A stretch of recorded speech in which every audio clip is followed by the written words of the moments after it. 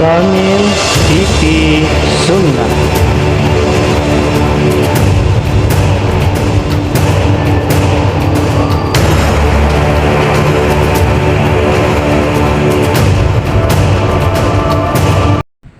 Segmen kajian umum.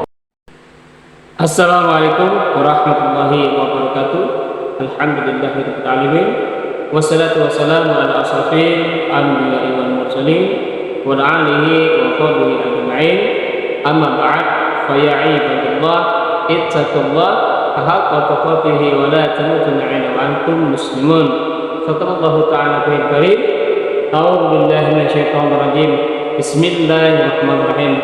Wa min ayatihi an khalaqa lakum min anfusikum azwajan litaskunu ilaiha wa ja'ala bainakum mawaddatan wa rahmah inna fi dzalika laayatin liqaumin yatafakkarun. Shadaqallahul adzim wa sadaqar rasul. Halo guys, berjumpa lagi bersama Samil Tutor ya, dalam sebuah channel Tibun Nabawi, pengobatan bekam, rupiah, dan pengobatan resep-resep herbal ilahiyah, resep herbal HI, dan materi-materi umum dakwah yang lainnya. Alhamdulillah, di kesempatan sore hari ini kita masih bisa berjumpa lagi dalam sebuah channel Samil TV Sunnah.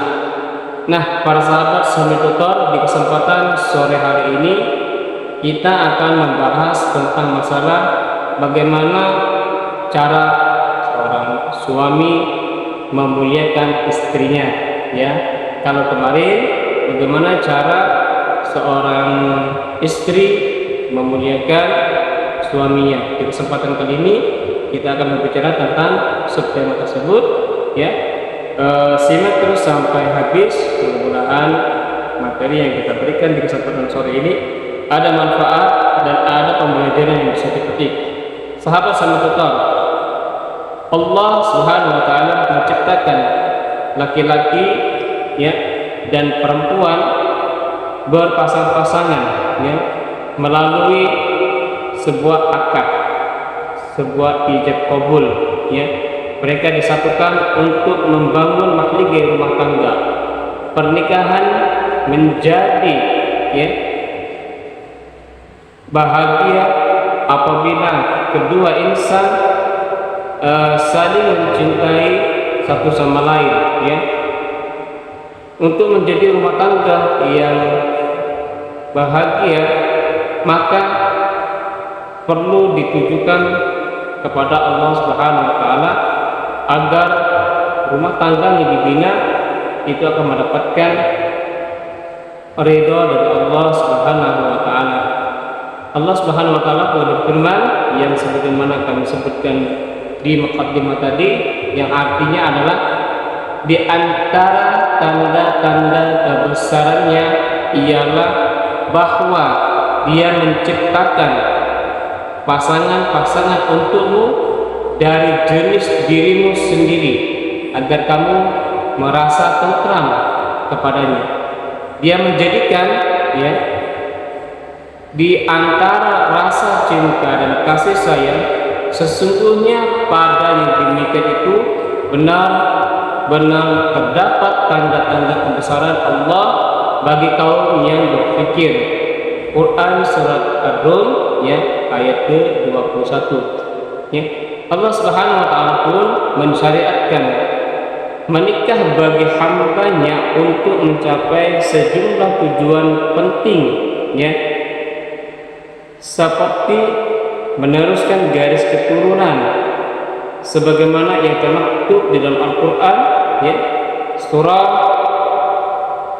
An-Nisa ayat ke-1 yang berbunyi ya A'udzu billahi minasyaitonir rajim. Bismillahirrahmanirrahim.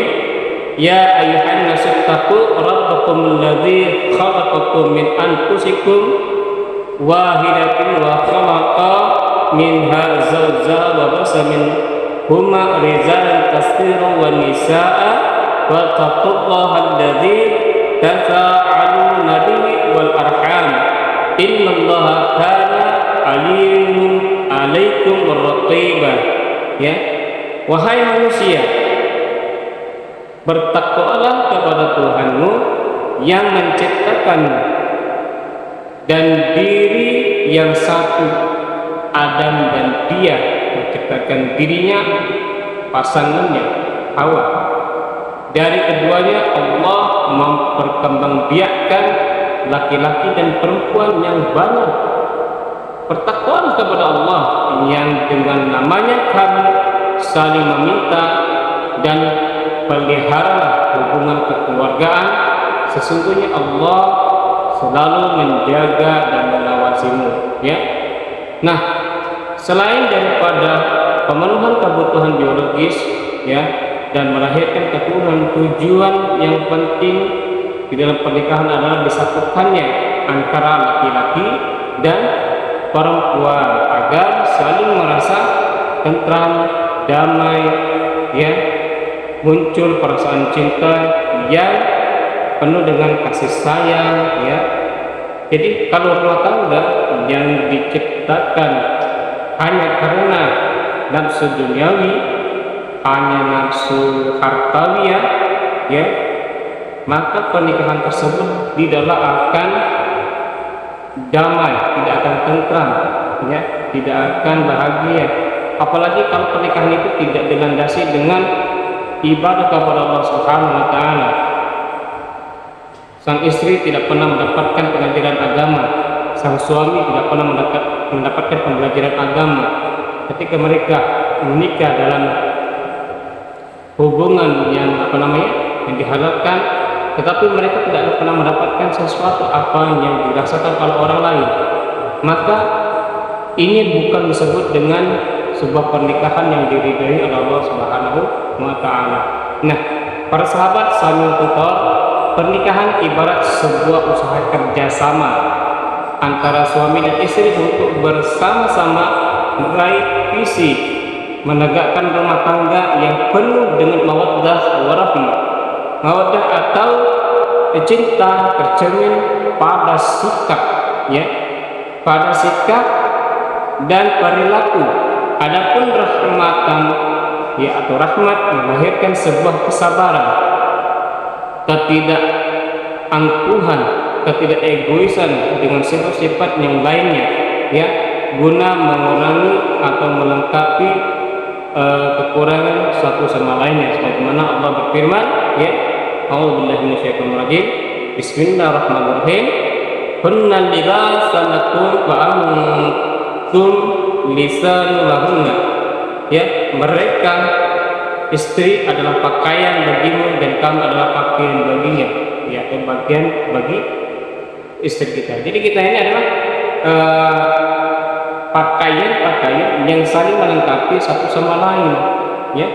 Kalau Al-Quran mengatakan bahwasanya istrimu, ya, adalah pakaian bagimu, ya, dan kamu adalah pakaian bagi mereka.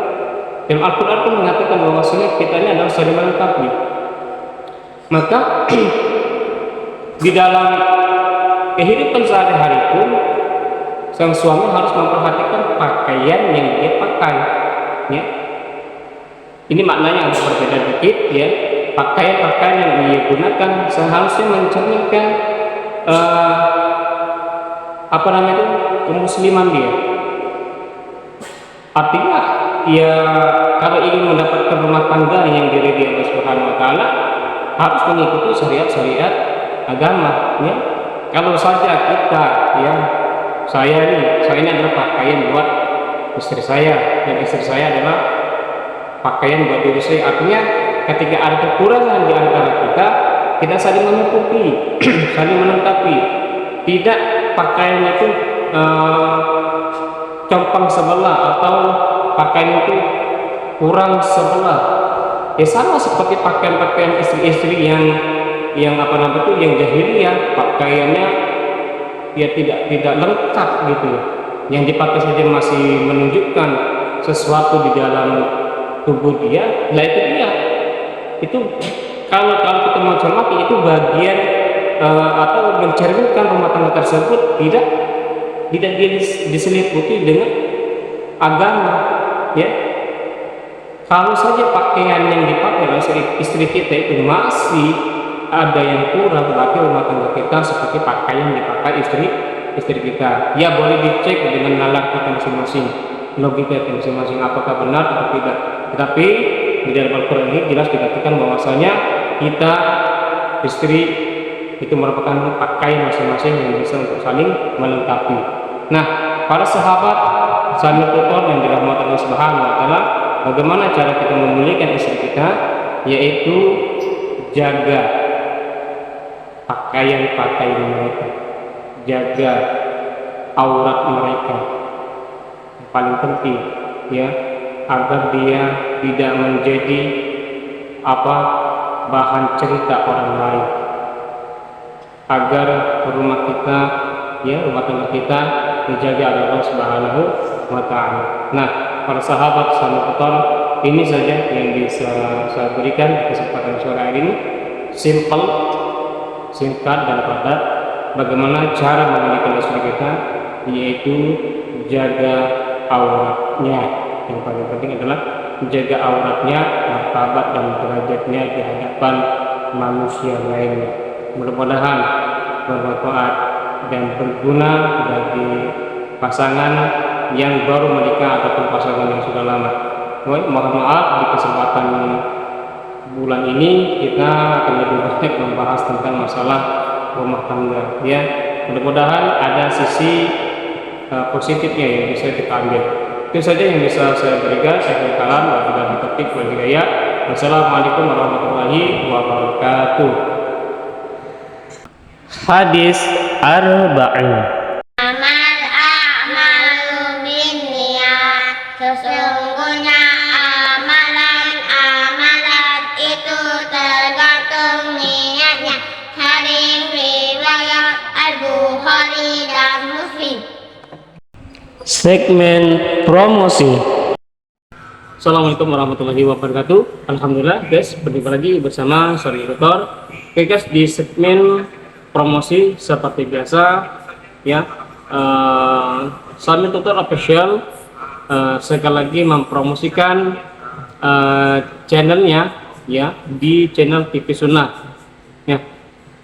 Saya insya Allah akan, ya, konsisten untuk menampilkan video-video yang berkarakter TV, ya, seperti TV-TV Sunnah yang pernah Anda tonton, seperti tayangan-tayangan live streaming TV Roja, Tarbiyah Sunnah, Media Sunnah, dan lain-lainnya. Nah, Samir Tutor saat ini memang sedang belajar, ya, untuk membuat tayangan-tayangan yang penuh edukatif atau penuh dengan pembelajaran. Buat teman-teman yang ingin channelnya dipromosikan, ya, dipromosikan ke Abu Samil, ya, bisa nanti ditulis di kolom komentar pada tayangan Samil Tutor, ya. Nanti ada tayangan, ya, Samil Tutor membuat tayangan promosi, ya, seperti kemarin kita promosikan sekolah tapis, ya. Kalau kemarin belum ada izinnya gitu, ya, tapi kita mau coba dulu mengisi segmen-segmen tersebut, dan nantinya kita akan meminta kepada orang yang ingin perniagaannya dipromosikan di channelnya Samil Tutor, ya. Nah, buat contoh, ya, buat contoh promosi channel, saya akan mempromosikan channelnya Cahaya Manurung, ya, Cahaya Manurung. Nah, buat teman-teman subscriber daripada Samil Tutor, mari kita tonton secara full durasi untuk Cahaya Manurung agar bisa terpenuhi jam tayangnya dan bisa segera monetisasi, ya. Buat teman-teman yang belum tahu channelnya cahaya menurun, bisa nanti dilihat di bawah sini ya, ada deskripsi di bawah sini ya, yaitu cahaya menurun yang berisikan tema daily flow kegiatan sehari-hari. Nah, ini saja ya promosi yang kami berikan ya, yaitu channel Samil Tutor, yaitu Samil Fikri Sunnah, dan channelnya Cahaya Manurung ya. Mohon dibantu agar segera bisa monetisasi dan menjadi partner YouTube. Mudah-mudahan di segmen ini semua teman-teman yang ingin video-videonya itu bisa ditonton ya, dan bisa segera mengejar ya monetisasi, maka bisa ditulis di di kolom komentar. Caranya adalah tonton video-video dari Samil Tutor, kemudian di situ dituliskan, Mas, saya pengen dipromosikan channel saya di video di channelnya Mas Abu Samil gitu ya, seperti itu dia contohnya gitu ya. Nah, ini saja yang mungkin yang bisa Samil Tutor berikan ya. Mohon maaf, Bude Cahaya Menurun, saya belum izin untuk mempromosikan channelnya Bude, tapi saya mengambil contoh ya, sebagai berikut. Yang ingin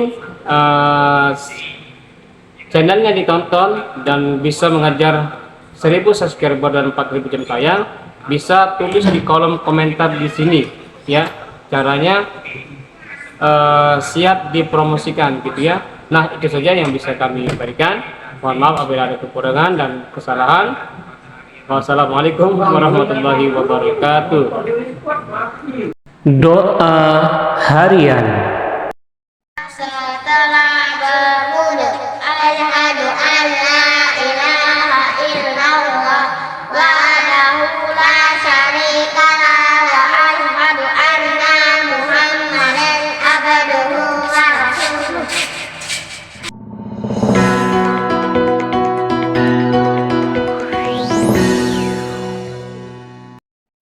Assalamualaikum warahmatullahi wabarakatuh.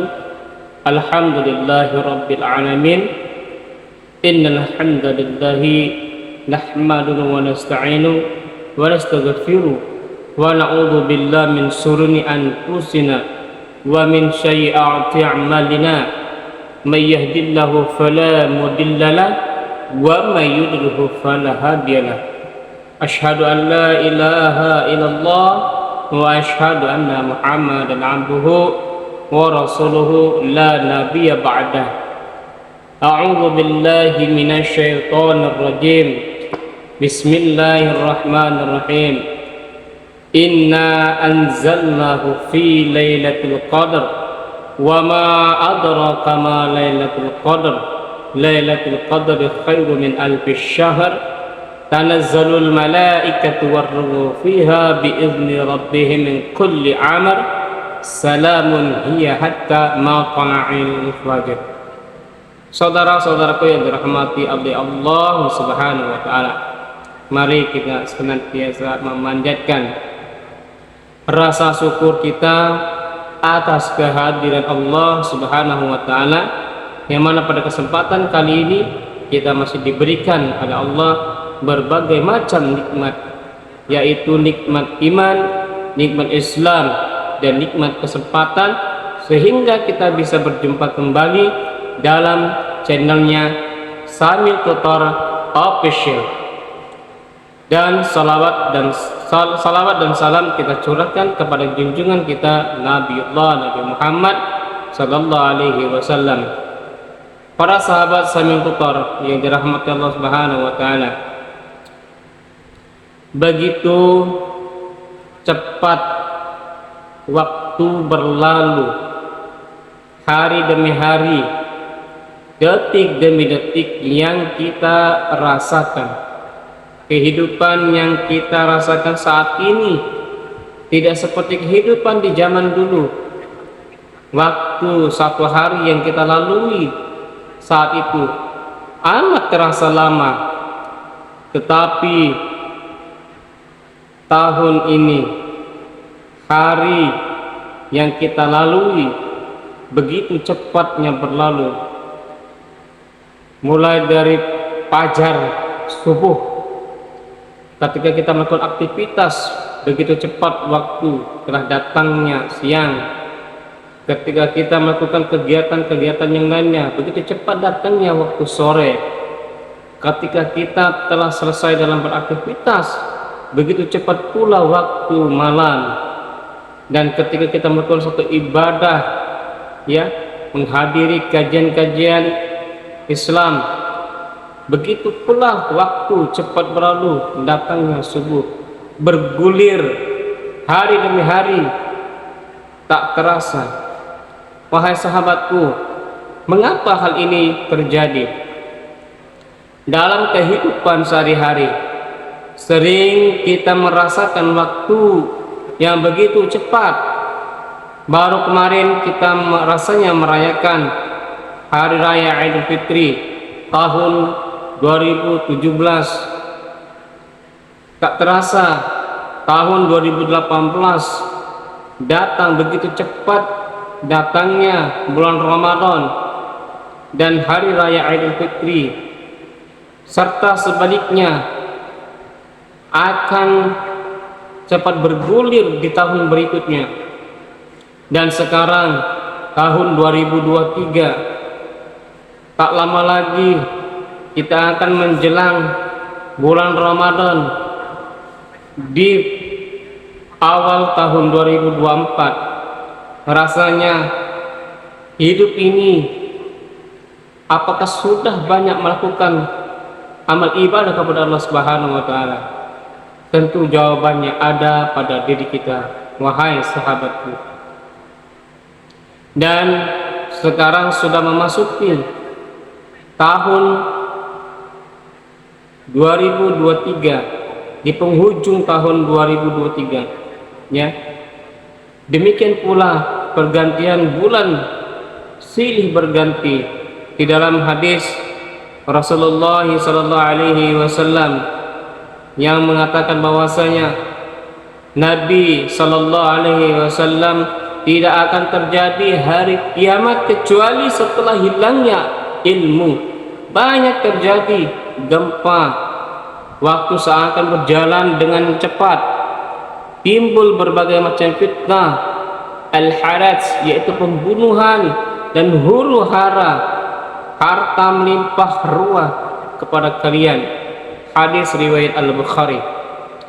Ibnu Hajar menjelaskan yang dimaksud dengan hadis di atas ialah hilangnya keberkahan hidup, sehingga hari berlalu begitu saja tanpa adanya manfaat. Harta yang diperoleh tidak ada gunanya, habis begitu saja. Subhanallah, di antara tanda-tanda terasa cepatnya waktu berlalu, dicabutnya keberkahan, maka sungguh merugi jika kita tidak mensegerakan dan memperbanyak amal dalam kondisi saat ini. Ternyata begitu cepat waktu berlalu meninggalkan kita tanpa terasa, sedangkan apa yang kita sudah perbuat dan sudah kita kumpulkan sebagai pundi-pundi amal kita tidak ada, bahkan hilang begitu saja.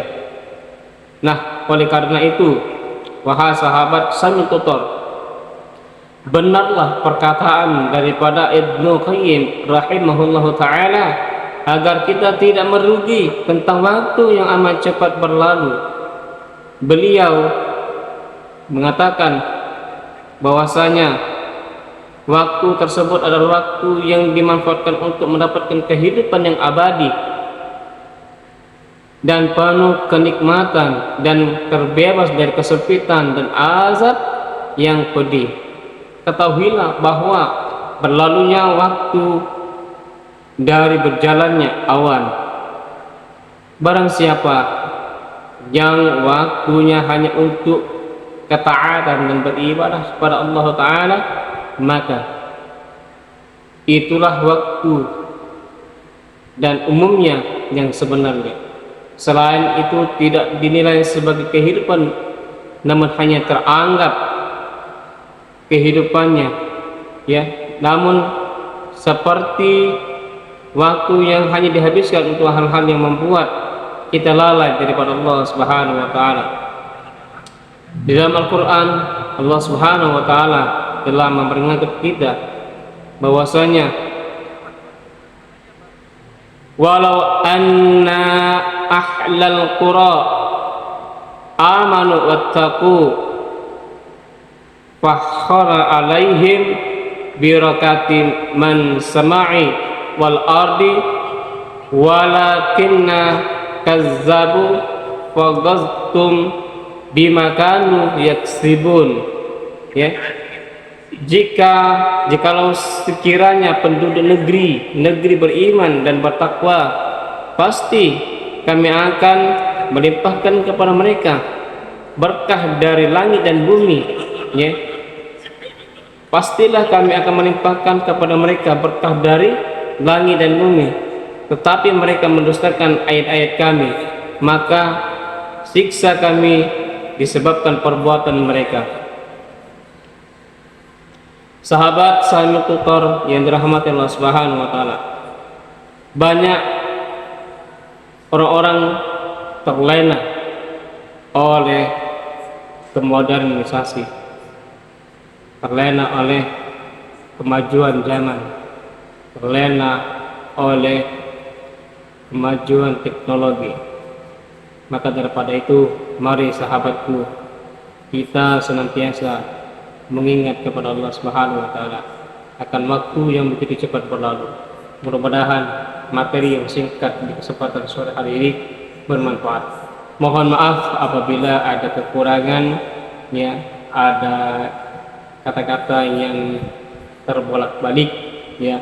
Sekali lagi Salimul Tutor mohon ampun kepada Allah. Saya akhiri, wassalamualaikum warahmatullahi wabarakatuh. Segmen olahraga.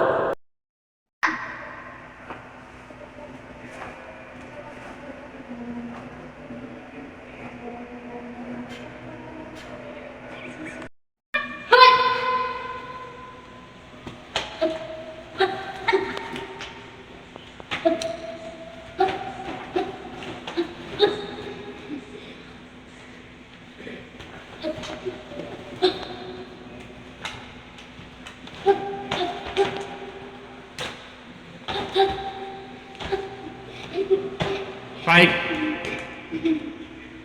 Segmen kesehatan. Assalamualaikum warahmatullahi wabarakatuh. Halo guys, berjumpa lagi bersama Samuel Tutor Official. Guys, di segmen kesehatan kali ini kita akan membahas tentang masalah penyakit diabetes, ya, yaitu gula darah tinggi.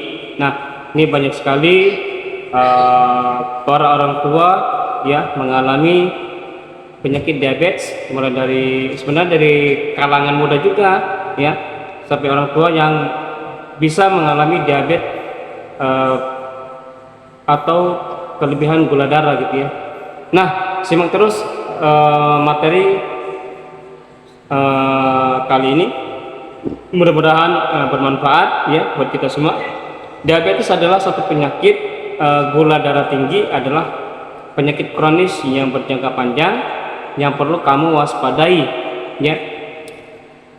Adapun tanda utama dari penyakit ini adalah meningkatnya kadar gula, yaitu glukosa melebihi nilai normal. Diabetes terjadi ketika tubuh pengidapnya tidak lagi mampu mengambil gula atau glukosa ke dalam sel dan menggunakannya sebagai energi. Kondisi ini, ya, pada akhirnya menghasilkan penumpukan gula ekstra dalam aliran darah. Penyakit diabetes yang tidak terkontrol dengan baik dapat, ya, menyebabkan konsekuensi serius, ya, berbagai organ tubuh, contohnya seperti jantung, mata, dan saraf.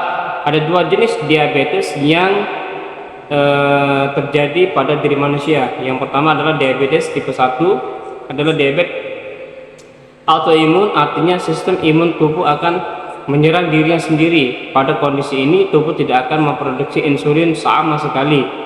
Ya, diabetes tipe 2 yaitu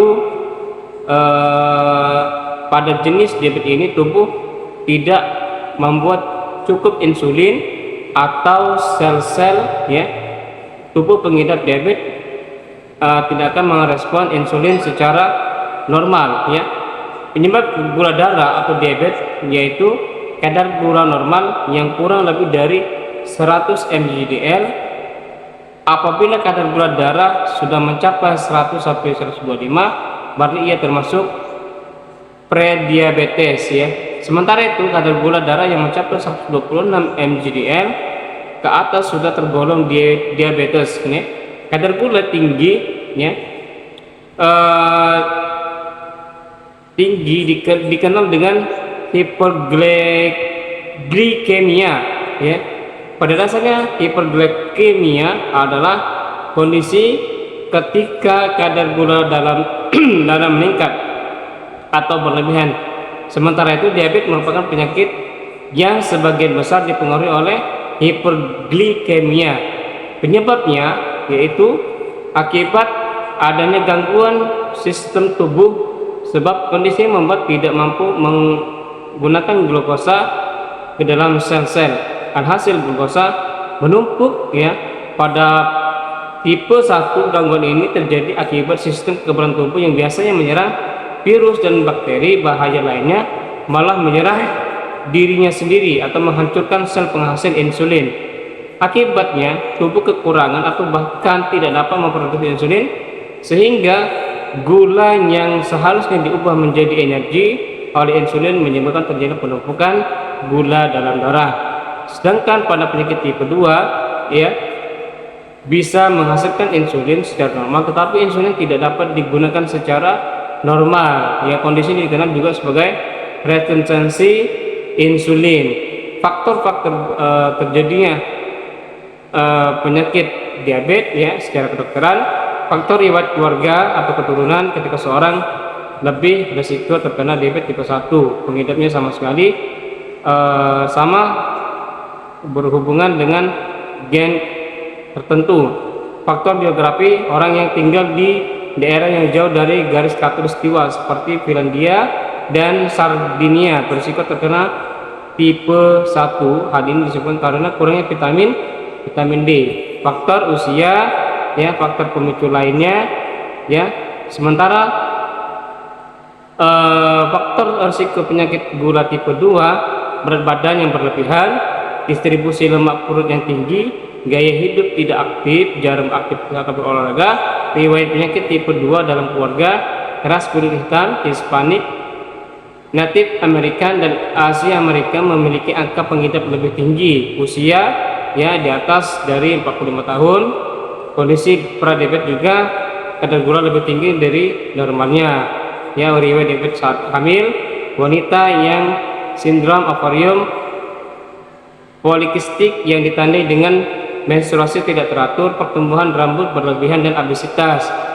Gejala gula darah peningkatan rasa haus ya, peningkatan frekuensi buang air kecil, mudah lelah atau rasa kelelahan yang terus menerus ya, adanya gangguan penglihatan seperti pandangan yang kabur, terjadinya infeksi pada tubuh terus menerus, umumnya terjadi pada bagian gusi, kulit maupun area vagina pada wanita, penurunan berat badan, kehadiran keton dalam urin ya. Keton adalah produksi sampingan dari pemecah otot dan lemak yang terjadi pada insulin ya, yang ketika tidak ada insulin yang tersedia.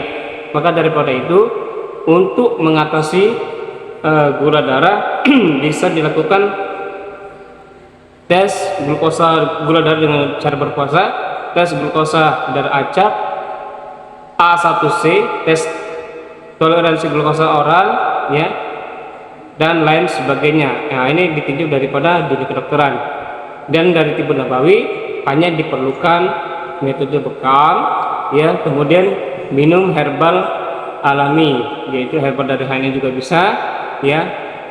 Herbalnya adalah yang pertama Anugrapis centella, kemudian madu pahit, yang ketiga adalah habatus sauda gitu ya, dan yang paling penting untuk menjaga sirkulasi tubuh gitu ya, yaitu kopi 7 elemen. Nah, ini saja yang bisa sambil tutor berikan ya, tips tentang masalah penyakit diabetes ya. Dan seperti juga di situ ada diabetes kering dan diabetes basah ya, tipe 1 tipe 2 gitu ya. Nah, itu saya yang bisa sambil tutor berikan, mudah-mudahan bermanfaat. Wabillahi taufiq wal hidayah. Wassalamualaikum warahmatullahi wabarakatuh. Segmen kisah Nabi. Assalamualaikum warahmatullahi wabarakatuh. Alhamdulillah, halo guys. Di kesempatan malam ini di segmen kisah sahabat Nabi, kita akan membawakan kisah dari Zubair bin Al-Awwam. Zubair bin Al-Awwam ini adalah putra bibi Muhammad sallallahu alaihi wasallam, yaitu Safiyah binti Abdul Muttalib, yang juga salah satu sahabat Nabi dan termasuk as-sabiqul awwalun ya. Zubair bin Al-Awwam juga termasuk salah seorang 10 sahabat yang dijamin oleh Allah ya, dijamin untuk masuk surga. Kelahiran dalam 594 Masehi di kota Mekah, Arab Saudi. Meninggal tahun 656 Masehi di Basrah, Irak. Anak Abdullah bin Zubair, Mus'ab bin Zubair, Urwah bin Az-Zubair dan lainnya. Pasangannya Ummu Kulthum bin Uqbah, kelahiran tahun 629 Masehi. Asma binti Abu Bakar dan yang lainnya. Orang tua ya, Safiyah binti Abdul Muttalib ya, Awan bin Quwalid, cucu Hakim bin Hizam bin Urwah dan yang lainnya. Saudara kandung ya, Hind bin Al-Awwam, As-Saib bin Awam dan yang lainnya.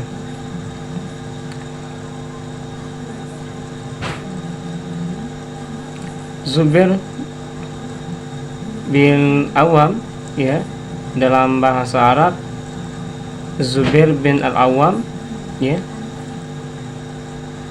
merupakan 10 dari sahabat Nabi.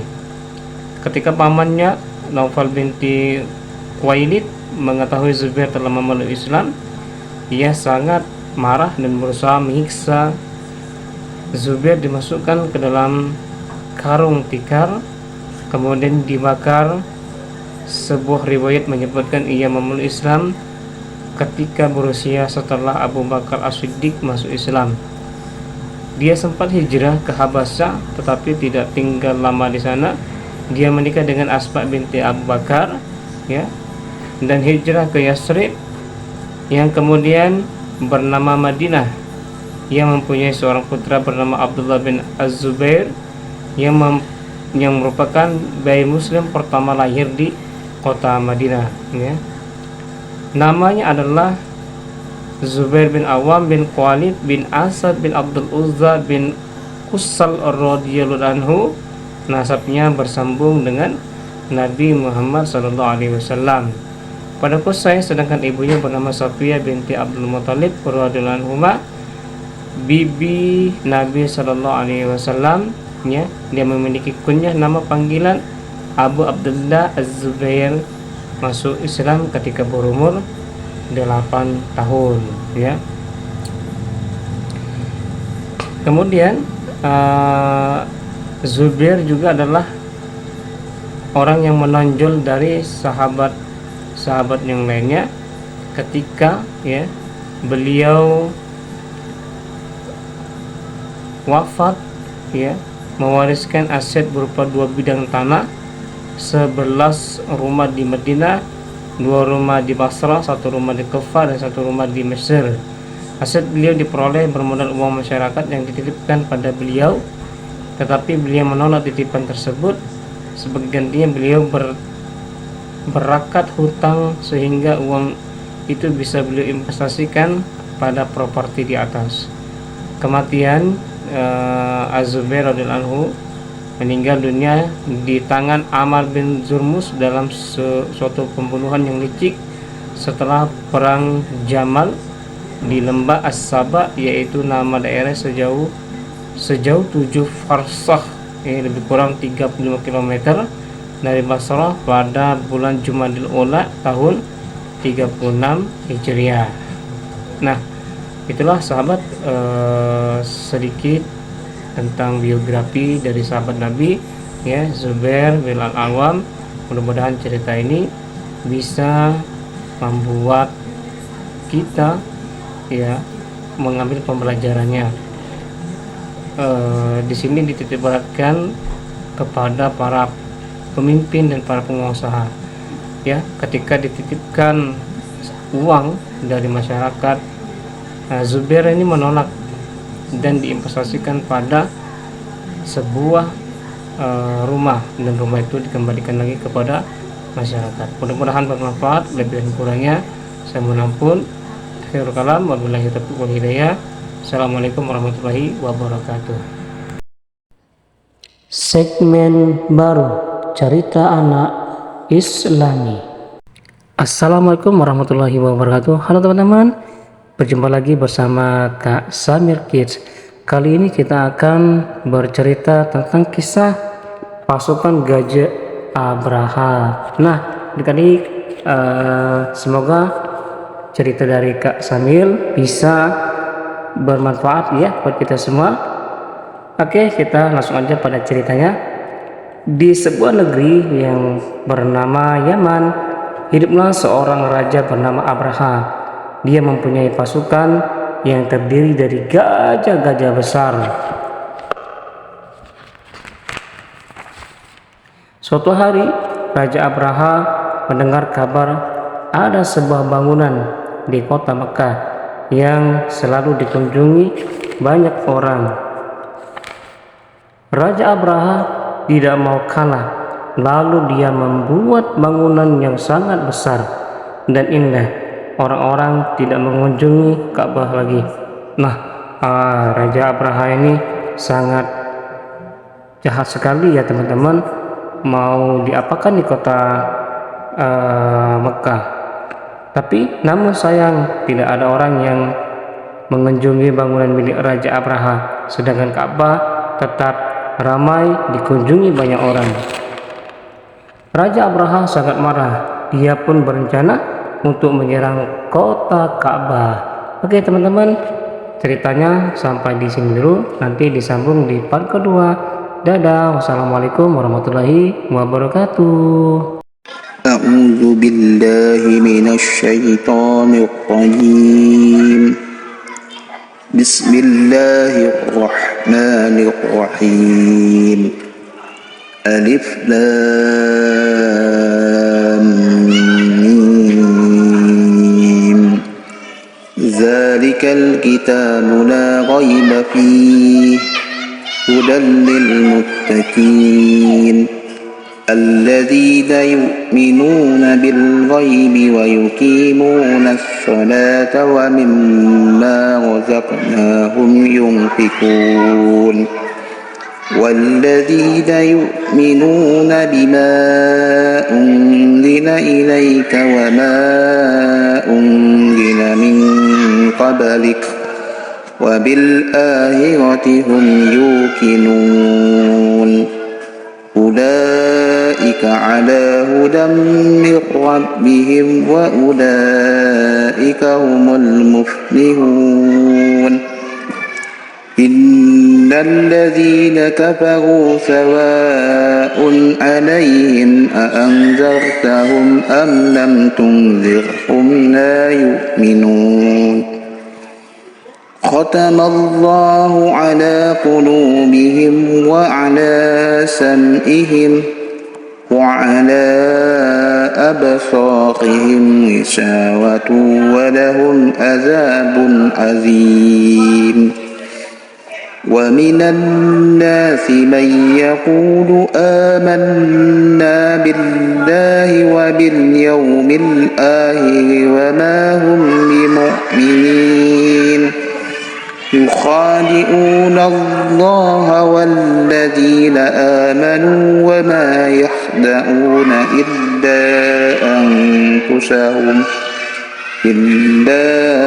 أنفسهم وما يشعرون في قلوبهم مرض فزادهم الله مرضا ولهم عذاب أليم بما كانوا يكذبون.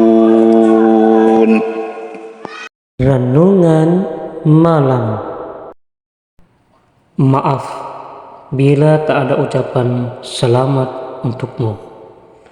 Ibu, maaf bila hari ini tak ada ucapan selamat hari untukmu ibu. Bagiku tak ada tanggal khusus untuk mengungkapkan rasa sayang dan cinta itu padamu. Setiap kali sinar fajar menyemburat bersama kabut tipis yang menyelimuti pagi, engkau selalu terucap dalam baris doaku. Seperti kasih sayangmu yang takkan pernah pudar oleh waktu, seperti itulah aku mengingatmu di kota Rasulullah ini. Walau kau tak terbukti, takkan pernah bisa membayar setitik peluh yang menetes saat engkau membesarkanku, bahkan tidak untuk sepenggal malam yang membuatmu terjaga karena tangisku dulu. Maaf bila tak ada ucap selamat untukmu, karena aku tak ingin menyelisihi Rasulullah dengan mengkhususkan hari untuk merayakan kasihmu dan kasih bakti, cinta serta kasih sayang tak perlu waktu khusus untuk mengungkapkannya. Maaf bila hari ini tak ada kado untukku, namun aku berjanji untuk menjadi kado terindah bagimu, agar aku mendoakanmu di saat engkau ada ataupun tiada. Semoga Allah selalu menjagamu ibu. Aku tahu kalau engkau takkan pernah membaca goresan pena ini, namun biarkan aku menulisnya untukmu dan untuk mereka yang ingin tetap mencintai kedua bapaknya disiksa waktu yang ada. Motivasi Islami. Dengan kesombongan dan kehebatanmu tak lantas menjadikanmu manusia yang seolah-olah terbuat dari emas. Ingatlah bahwa kita semua itu sama, terbuat dari tanah dan juga akan kembali ke tanah. Mutiara Islami. Kesabaran itu ada dua macam. Sabar atas sesuatu yang tidak kau ingin, dan sabar menahan diri dari sesuatu yang kau ingin. Dari Ali bin Abi Thalib.